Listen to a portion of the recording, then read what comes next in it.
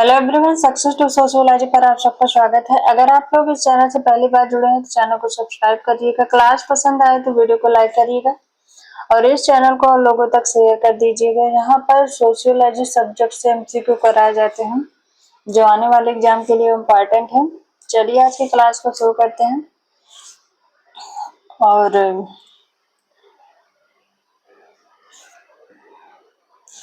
जो भी क्वेश्चन है इम्पोर्टेंट है। अगर किसी क्वेश्चन में डाउट हो तो कमेंट करके जरूर पूछिएगा। तो आज का पहला क्वेश्चन है यहाँ पर सापेक्षिक वंचन का प्रत्यय किसने प्रतिपादित किया? पार्सन, गेलिन तथा Gillin, Merton, Kingsley Davis. Right answer बताइए। सापेक्षिक वंचन का प्रत्यय किसने प्रतिपादित किया? राइट आंसर क्या होगा?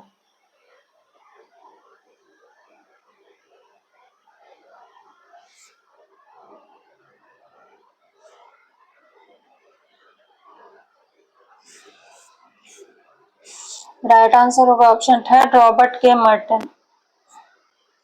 नेक्स्ट क्वेश्चन है निम्नलिखित में से कौन सा व्यवहार विचलन नहीं है? देशद्रोह, मजदूर आंदोलन, आतंकवाद, सांप्रदायिकता। इसमें कौन एक विचलन नहीं है? कौन सा इसमें व्यवहार विचलन नहीं है? राइट आंसर बताइए।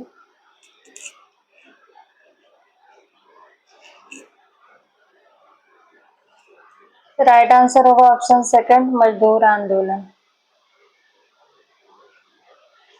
नेक्स्ट क्वेश्चन है निम्नलिखित में से आप किसे विचलन की श्रेणी में रखेंगे? अपराध, वेश्यावृत्ति, भगोड़ापन, ये सभी। राइट आंसर बताइए। किसे विचलन की श्रेणी में रखेंगे हम? राइट आंसर क्या होगा? ये तीनों ही आ जाएंगे विचलन की श्रेणी में। ऑप्शन 4 राइट आंसर है। नेक्स्ट क्वेश्चन है मर्टन ने विचलन के कितने प्रकारों का उल्लेख किया है? 3, 4, 5, 6। राइट आंसर बताइए।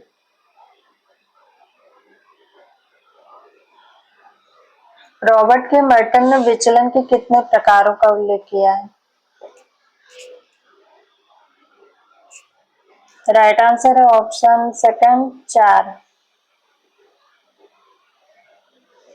नेक्स्ट क्वेश्चन है निम्नलिखित में से किस विद्वान ने सामाजिक विचलन को सामाजिक मानदंडों का उल्लंघन माना है? जॉनसन, एलेक्सेंकल, थियोडोरसन एवं थियोडोरसन, उपरोक्त सभी। राइट आंसर बताइए। निम्नलिखित में से किस विद्वान ने सामाजिक विचलन को सामाजिक मानदंडों का उल्लंघन माना है?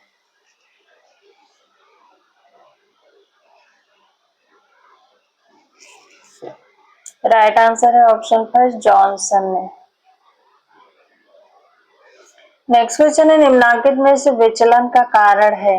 अनुचित समाजीकरण, दुर्बल अनुशासनियता, उल्लंघनकारी व्यवहार की गोपनीयता, उपरोक्त सभी। विचलन का कारण है, राइट आंसर बताइए क्या होगा? कौन से इसमें विचलन का कारण है?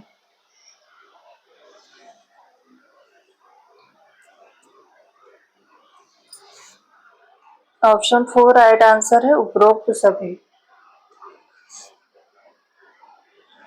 नेक्स्ट क्वेश्चन है मर्टन शराबियों और पागलों को विचलन की किस श्रेणी में रखते हैं? संस्कारवाद, प्रत्यावर्तन, विद्रोह, नवाचार। राइट आंसर बताइए।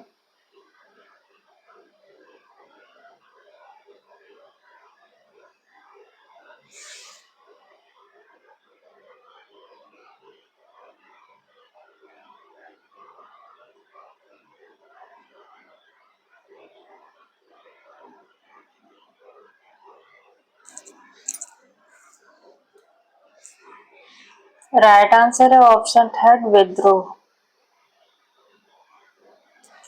नेक्स्ट क्वेश्चन है विचलन की प्रकारवादी व्याख्या किसने की है? Merton, Dobb, David Matza, Cohen.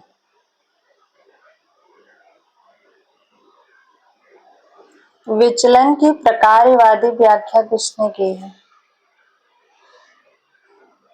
Right answer होगा यहाँ पर ऑप्शन फर्स्ट, रॉबर्ट के Merton.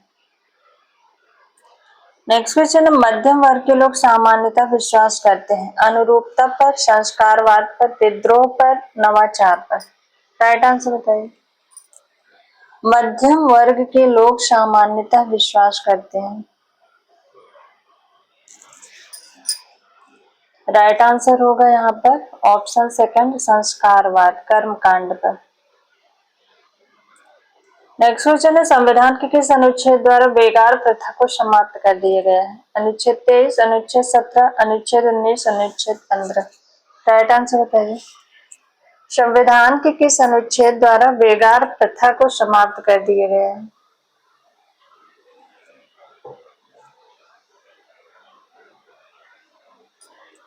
Option first right answer है अनुच्छेद 23। नेक्स्ट क्वेश्चन है भारत में लड़के और लड़की के बाल अपराध को निर्धारित करने की पृथक पृथक आयु क्या है?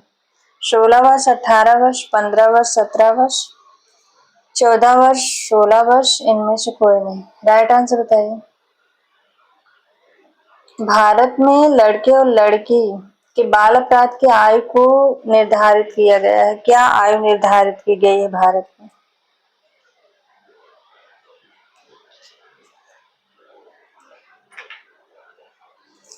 तो लड़के की 16 वर्ष और लड़की की 18 वर्ष, ऑप्शन फर्स्ट राइट आंसर है।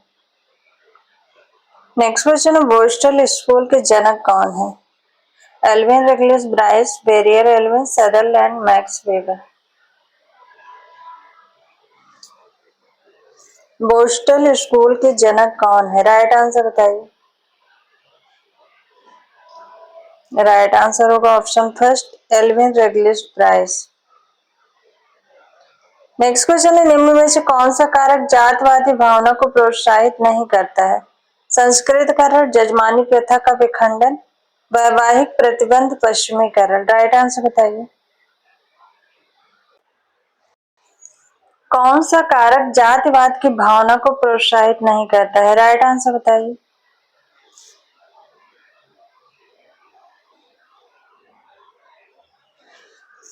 राइट आंसर होगा ऑप्शन 4 पश्चिमीकरण। नेक्स्ट क्वेश्चन है सांप्रदायिकता से क्या आशय है? दूसरे धर्म की संस्कृति को विनष्ट करना, अन्य धर्मावलंबियों का उत्पीड़न करना, स्वधर्म की श्रेष्ठता स्थापित करना, उपरोक्त सभी। सांप्रदायिकता से क्या आशय है? राइट आंसर बताइए।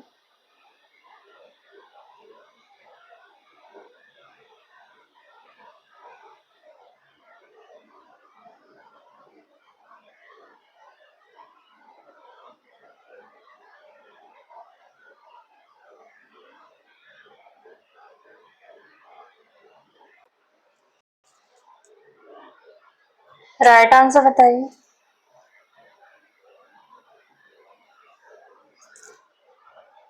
दूसरे धर्म की संस्कृति को विनष्ट करना, अन्य धर्मावलंबियों का उत्पीड़न करना, स्वधर्म की श्रेष्ठता स्थापित करना, उपरोक्त सभी।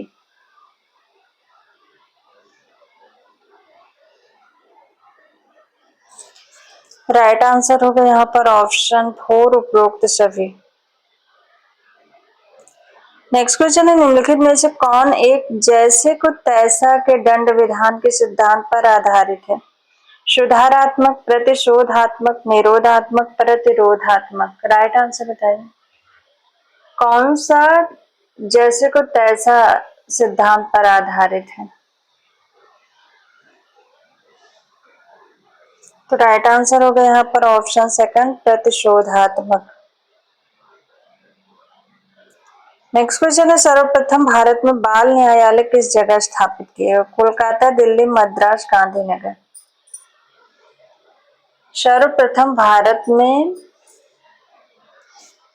बाल न्यायालय किस राज्य में स्थापित किया गया था? ऑप्शन फर्स्ट राइट आंसर है कोलकाता। नेक्स्ट क्वेश्चन है अपराध वह कार्य या त्रुटि है अपराध वह कार्य या त्रुटि है जिसके लिए कानून दंड देता है। यह कथन किसका है? मर्टन, सेथना, वेबर, पेप्टन। राइट आंसर बताइए। Merton, Sethna, Weber, Tappan. अपराध वह कार्य या त्रुटि है जिसके लिए कानून दंड देता है।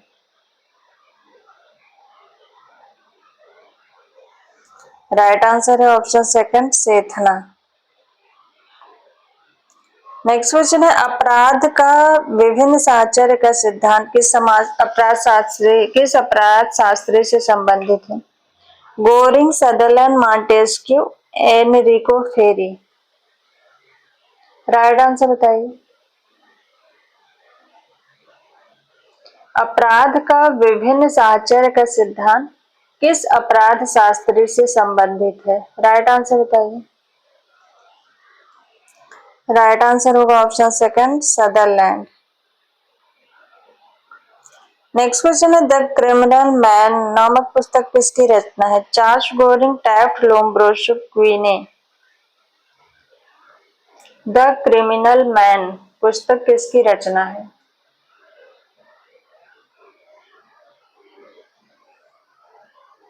ऑप्शन थर्ड राइट आंसर है लोम्ब्रोसो। नेक्स्ट क्वेश्चन है, निम्नलिखित में से कौन सा लक्ष्य सामाजिक विघटन का नहीं है? एक मत का ह्रास, सामाजिक नियंत्रण के साधनों का प्रभाव कम होना, सामूहिक आदर्शों का महत्व कम होना, भूमिका की निश्चितता। कौन सा लक्ष्य सामाजिक विघटन का नहीं है? राइट आंसर बताइए। इसमें कौन सा एक सामाजिक विघटन नहीं है? तो राइट आंसर होगा यहाँ पर ऑप्शन फोर, भूमिका की निश्चितता। नेक्स्ट क्वेश्चन है, सांस्कृतिक विलंबना की अवधारणा किसने दी है? ऑकबर्न, मैकावर और Page, Johnson, Engels. Right answer बताइए। सांस्कृतिक विलंबना की अवधारणा किसके द्वारा दी गई है? ऑप्शन फर्स्ट राइट आंसर है ऑकबर्न के द्वारा। नेक्स्ट क्वेश्चन है, निम्नलिखित में से किसने सामाजिक विघटन के लिए सांस्कृतिक विलंबना को उत्तरदायी माना है? मैकावर एवं पेज, कूले, दुर्खीम, ऑकबर्न एवं नीमकॉब। सामाजिक विघटन के लिए सांस्कृतिक विलंबना को उत्तरदायी किसने माना है? राइट आंसर बताइए।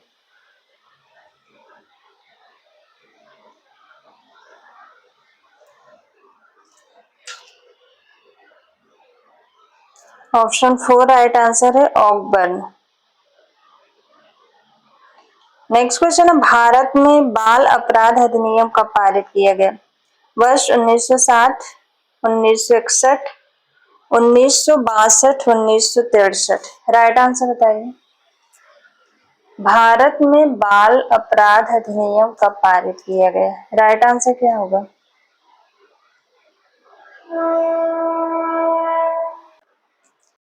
राइट आंसर है यहाँ पर ऑप्शन फर्स्ट 1960 में।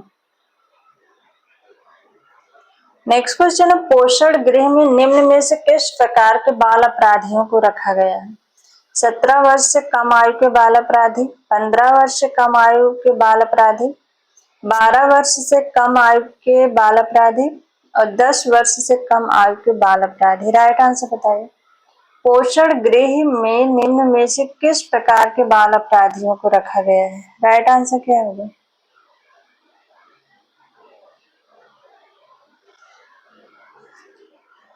राइट आंसर है ऑप्शन फोर, 10 वर्ष से कम आयु के बाल अपराधी। नेक्स्ट क्वेश्चन है, भारत में अपराधियों के लिए परिवीक्षा अधिनियम कब पारित किया गया? वर्ष 1956, 1959, 1958, 1954। राइट आंसर बताइए। भारत में अपराधियों के लिए परिवीक्षा अधिनियम किस वर्ष पारित किया गया? राइट आंसर है वर्ष 1958। ऑप्शन थर्ड राइट आंसर है। नेक्स्ट क्वेश्चन है, बाल अपराध निरोध के लिए स्वस्थ अध्यापन व्यवस्था का सुझाव किसने दिया? डॉक्टर सेथना, अवस्थी, पडेक्कर, इनमें से कोई नहीं। राइट आंसर बताइए। बाल अपराध निरोध के लिए स्वस्थ अध्यापन व्यवस्था का सुझाव किसने दिया था?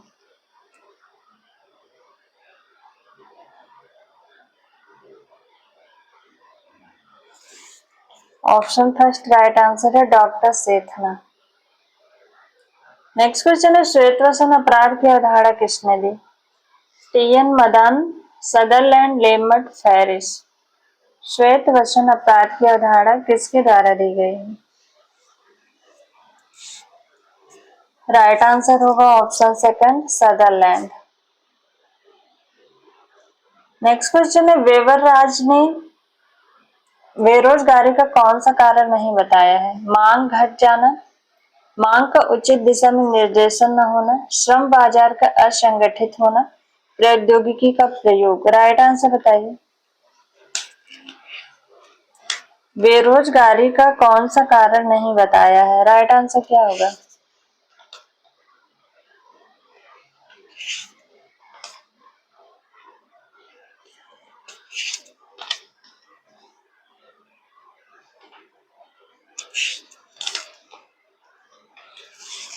तो इन्होंने 3 प्रमुख कारण बताए हैं।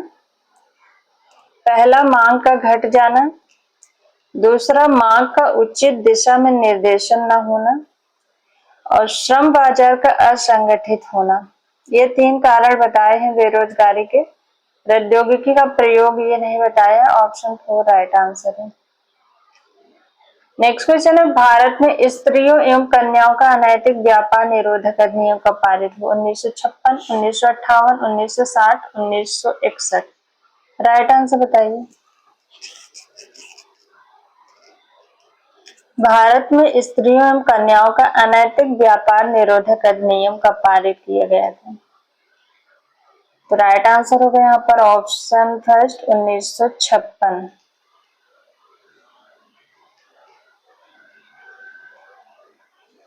नेक्स्ट क्वेश्चन है, निर्धनता को पूर्ण निर्धनता एवं सापेक्ष निर्धनता में किसने विभाजित किया? गिलियन गिलिन, शेपर्ड एवं बॉश, नेमकॉफ, फेयरचाइल्ड। पूर्ण निर्धनता एवं सापेक्ष निर्धनता में किसने निर्धनता को विभाजित किया है? राइट आंसर बताइए। राइट आंसर होगा यहाँ पर ऑप्शन सेकंड, शेपर्ड एवं बॉश। यहाँ पर कल की क्लास में ये पहला क्वेश्चन जो था, परिहार किससे संबंधित है? आवास के नियम, उत्तराधिकार के नियम, नातेदारी की श्रेणी, इनमें से कोई नहीं। तो मैंने इसका राइट आंसर ऑप्शन 4 बताया, ऑप्शन 3 बताया था, नातेदारी की श्रेणी। लेकिन यहाँ पर इसका राइट आंसर होगा नातेदारी की रीतियां। नातेदारी की श्रेणी नहीं, वो परिहार और परिहास ये नातेदारी की रीति में आते हैं। इसका राइट आंसर नातेदारी की रीतियां होगा। यहाँ पर नातेदारी की रीतियां दिया नहीं गया है, तो इसलिए इसका राइट आंसर ऑप्शन 4 होगा। और नातेदारी की श्रेणियों में 2 श्रेणी हैं, समरक्त संबंध श्रेणी और वैवाहिक संबंध श्रेणी। ये 2 प्रकार के श्रेणी नातेदारी के हैं। मर्डॉक ने 3 प्रकार की श्रेणी बताई थी, प्राथमिक संबंधी, द्वितीयक संबंधी और तृतीयक संबंधी। मैकाइवर ने भी नातेदारी का विभाजन प्राथमिक एवं द्वितीयक नातेदारी में किया था। और मर्डॉक ने 3 प्रकार के बताए थे, प्राथमिक, द्वितीयक, तृतीयक। सामान्य रूप से नातेदारी की 2 श्रेणियां होती हैं, समरक्त संबंधी और वैवाहिक संबंधी। श्यामाचरण डूबे ने प्राथमिक संबंधियों को 8 प्रकार में बताया था। पहला, पति पत्नी, दूसरा, पिता पुत्र, तीसरा, माता पुत्री, चौथा, पिता पुत्री, और 5वां माता पुत्र, छठा, छोटा बड़ा भाई, और 7वां है छोटी बड़ी बहनें, और 8वां है भाई बहन इत्यादि। एक बार फिर से देख लीजिए, डॉक्टर श्यामाचरण डूबे ने प्राथमिक संबंधियों के 8 प्रकार बताए थे। पति पत्नी, पिता पुत्र, माता पुत्री, पिता पुत्री, माता पुत्र, छोटा बड़ा भाई, छोटी बड़ी बहनें, भाई बहन इत्यादि। ये 8 प्रकार बताए थे श्यामाचरण डूबे ने। और नातेदारी की रीतियों में परिहार या विमुखता आता है। इसमें हम कुछ संबंधियों से आपस में विमुखता या दूरी बनाए रखने की कोशिश करते हैं, जिसे हम परिहार कहलाते हैं। मतलब कि पारस्परिक सामाजिक अंतःक्रिया को हम टालने का प्रयास करते हैं, तो ये परिहार के अंतर्गत आता है। जैसे कि भाई बहन, सास दामाद, सास बहू, ससुर पुत्र वधू इत्यादि। और परिहास, इसमें संबंधों की घनिष्ठता पाई जाती है। यह परिहार जो है, ठीक है, इसके परिहार के विपरीत है। परिहास संबंध जो है ये परिहार के विपरीत है। इसमें हंसी मजाक, गाली गलौज, ये सब भद्दे कथन, ये सब चलता रहता है। इसमें जीजा साली, जीजा साला, देवर भाभी, ननद भाभी, ये सभी आते हैं। तो ये परिहार जो जेपी मर्डॉक ने नातेदारी की श्रेणियां बताई थी, उसी के अंतर्गत ये आता है परिहार और परिहास। लेकिन इसे जो है नातेदारी की रीत का नाम दिया गया है। इसमें एक रिश्ता ऐसा होता है जिसमें हम दूरी रखते हैं, और दूसरा रिश्ता ऐसा होता है जिसमें हम घनिष्ठता रखते हैं। तो ये नातेदारी की रीतियों के अंतर्गत आता है परिहार और परिहास। तो किसी ने कमेंट किया था कि ये गलत है, मैंने चेक किया था तो ये नातेदारी की रीतियों में आएगा। नातेदारी की श्रेणी के अंतर्गत ही है ये, लेकिन इसका नाम जो है परिहार और परिहास, को ये नातेदारी की रीति, ये नातेदारी के अंतर्गत कुछ रीति बनाई गई है, उसी के अंतर्गत ये आता है परिहार और परिहास। इसके अतिरिक्त जॉर्ज पीटर मर्डॉक ने 6 प्रकार के आवास का वर्णन किया है। पहला है पितृस्थानी, दूसरा है मातृस्थानी, तीसरा है मातृ पितृस्थानी, चौथा है नवस्थानी, पांचवा है मामा स्थानी और छठा है द्विस्थानी। तो ये नातेदारी के अंतर्गत कुछ इम्पोर्टेंट कथन है, मतलब इम्पोर्टेंट फैक्ट है जो परीक्षा में हर बार पूछा जाता है।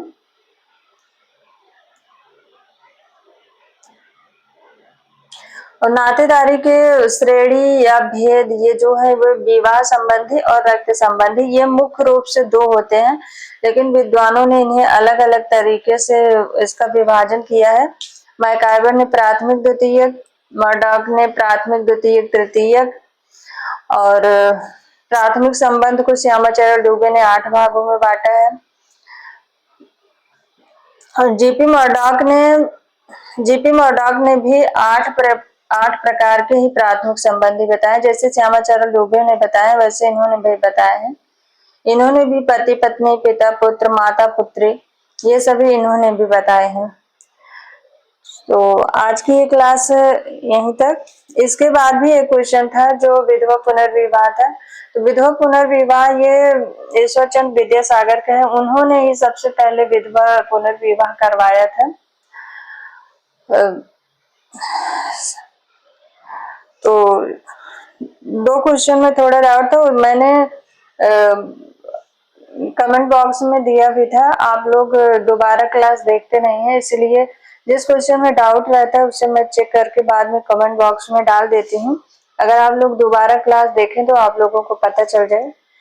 तो आज की क्लास यहीं तक। आई होप आप सबको ये क्लास पसंद आए। क्लास पसंद आए तो वीडियो को लाइक, शेयर एंड सब्सक्राइब करिएगा, और किसी क्वेश्चन में अगर डाउट हो तो कमेंट जरूर कर दीजिएगा ताकि मैं चेक करके उसे सही कर पाऊँ। Thank you.